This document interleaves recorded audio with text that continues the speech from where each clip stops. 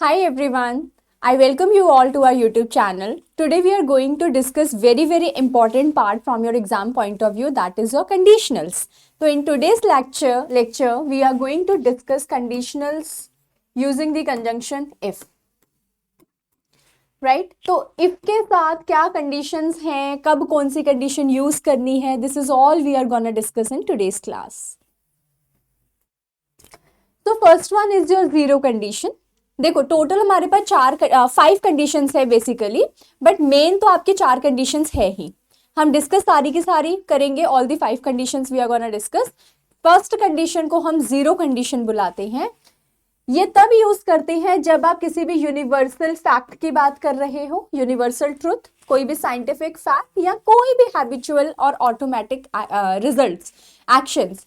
For example ऐसा होता है तो ऐसा होता ही है.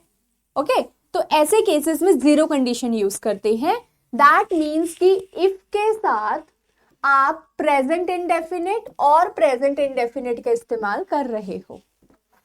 अब इस चीज का ध्यान रखना, कंडीशनल्स हम जो यहाँ पे यूज कर रहे हैं, हम जो कंजंक्शन इफ का इस्तेमाल कर रहे हैं, इफ एक कंजंक्शन है जो दो क्लॉजेस को ज्वाइन करने के लिए यूज होता है, तो दोनों क्लॉजेस में प्रेजेंट इंडेफिनिट टेंस होना चाहिए.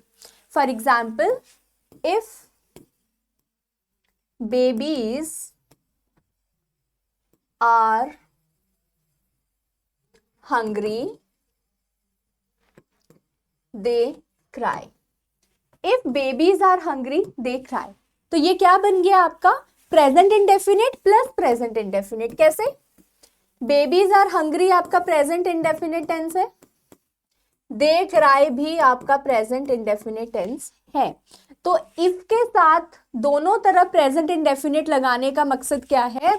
अगर बच्चे भूखे होते हैं तो वो रोते हैं, तो ये हमेशा एक जनरल फैक्ट है, ऐसा होता ही होता है. ओके आप चाहो तो इन क्लॉजेस को वाइस वर्सा करके लिख सकते हो. For example baby is hungry if they cry, that is also right. Baby is hungry if they cry, मतलब क्लॉजेस को आप पूरे के पूरे क्लॉज को आप ऐसे करके भी लिख सकते हो. ओके तो ये है आपका जीरो कंडीशन. फिर आता है आपका फर्स्ट कंडीशन. फर्स्ट कंडीशन होता है प्रेजेंट इंडेफिनिट. इफ तो रहेगा ही रहेगा, प्रेजेंट इंडेफिनिट और कोई भी मोडाल, मतलब एक्चुअल में फ्यूचर इंडेफिनिट है. विल, शैल, मोडाल कोई भी आ सकता है, कैन और मे. ठीक है, ये है आपके मोडाल्स. और मोडाल्स के साथ हम वैसे भी V1 यूज करते हैं. कब यूज करना है? Real and possible future situations. अगर तुम ऐसा करोगे तो ऐसा होगा, जैसे कि लाइकली आउटकम्स, होगा ही होगा. If you work hard, you will pass. तो इट्स वेरी सिंपल. अगर तुम हार्ड वर्क करोगे तो तुम पास होगे. तो ये अभी के लिए बात हो रही है, अभी अगर तुम ऐसा करोगे तो ऐसा होगा. तो वर्क हार्ड आपका V1 प्रेजेंट इंडेफिनिट, और यहाँ पे हमने विल प्लस वर्ब की फर्स्ट फॉर्म यूज करी है. ओके तो ये इफ के साथ हम इसको यूज कर रहे हैं. ठीक है, ऐसे ही नेक्स्ट आता है आपका सेकंड कंडीशन. सेकंड कंडीशन बच्चों हम यूज करते हैं इमेजिनरी सिचुएशंस के लिए, एडवाइस के लिए, या हाइपोथेटिकल सिचुएशंस की. अगर मान लो ऐसा हो गया तो ऐसा होगा. ठीक है, अगर ऐसा होता तो वैसा होता, लाइक दैट. तो इसमें क्योंकि हम इमेजिनेशन की बात कर रहे हैं, जो चीज पास्ट में होती, तो इसमें हम पास्ट इंडेफिनिट का इस्तेमाल करते हैं. और क्योंकि यहाँ पे टेंस पास्ट है तो सारे मोडाल्स ऑटोमेटिकली पास्ट में चेंज हो जाएंगे. विल का वुड, शैल का शुड, कैन का कुड, मे का माइट. और मोडाल के साथ तो वही सेम चीज, वर्ब हमेशा फर्स्ट फॉर्म में रहता है. जैसे इफ, अच्छा आपने ये सेंटेंस सुना होगा, if I were a bird I would fly. अगर मैं पंछी होता तो मैं उड़ता. अब है ना ये प्रॉपर इमेजिनेशन आपका. ना तुम पंछी हो ना तुम उड़ोगे. ठीक है, तो यहां पर हमने यूज करा है आपका पास्ट इंडेफिनिट, सब्जेक्ट, वर्ब की सेकंड फॉर्म, ऑब्जेक्ट, और वुड प्लस वर्ब की first form.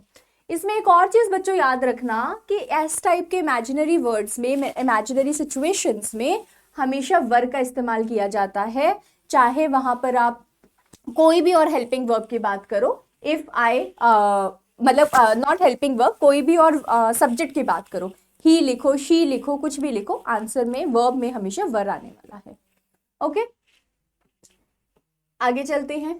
Third condition, third condition कहती है इफ के साथ past perfect that is had plus verb की थर्ड फॉर्म, और यहाँ पे future perfect would have plus v3, should have plus v3, could have plus v3, might have plus v3, like that। ये कब यूज करते हैं? आपने किसी टाइप का रिग्रेट शो करना है, क्रिटिसिज्म शो करना है, या कोई भी इमेजिनरी पास्ट सिचुएशंस को आपने शो करना है कि काश ये ऐसा होता तो वैसा होता। एग्जाम्पल,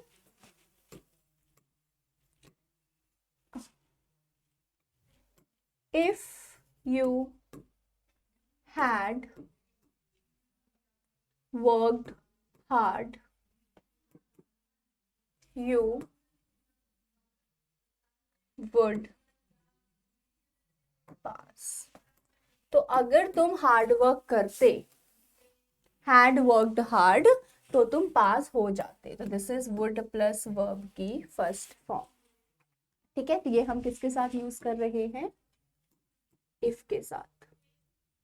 तो इफ के साथ आ पास्ट परफेक्ट,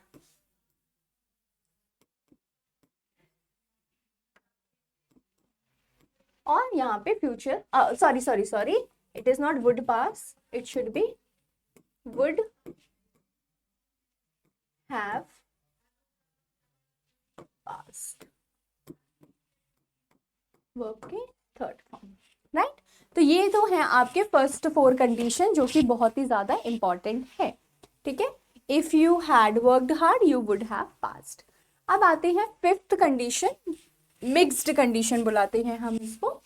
ये होता है past condition plus present result. Condition past में हुआ पर उसका रिजल्ट प्रेजेंट में होगा। If plus past perfect, and दूसरी तरफ आता है वुड प्लस बेस वर्ब, कौन सी होती है? First form of verb. ठीक है, तो past condition affecting the present, जैसे कि example, if I had taken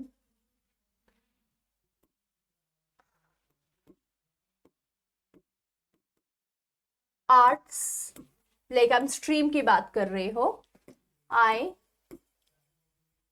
would be ए, या फिर आर्ट्स की जगह पे आप लिख सकते हो if I had taken medicine I would be a doctor now. तो आज मैं क्या होता अगर मैंने आर्ट्स लिया, मेडिसिन ली होती, मतलब मेडिकल फील्ड ली होती। मेडिसिन की जगह पे आप मेडिकल, वैसे मेडिसिन भी बोल सकते हो, मेडिकल भी बोल सकते हो, medical stream, I would be a doctor now, मैं आज एक डॉक्टर होता। ओके, तो ये है आपका कंडीशनल।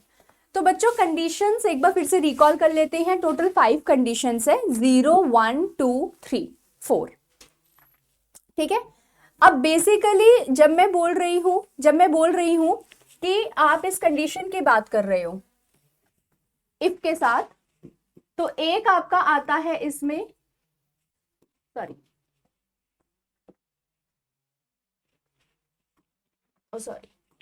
जब आप बात कर रहे हो कंडीशनल की, एक आता है इफ और एक आता है व्हेन। तो आज हमने इस इफ को कवर करा है, नेक्स्ट वीडियो में हम इस व्हेन कंडीशन को कवर करेंगे। ओके, मिलते हैं नेक्स्ट वीडियो में। Bye bye, take care.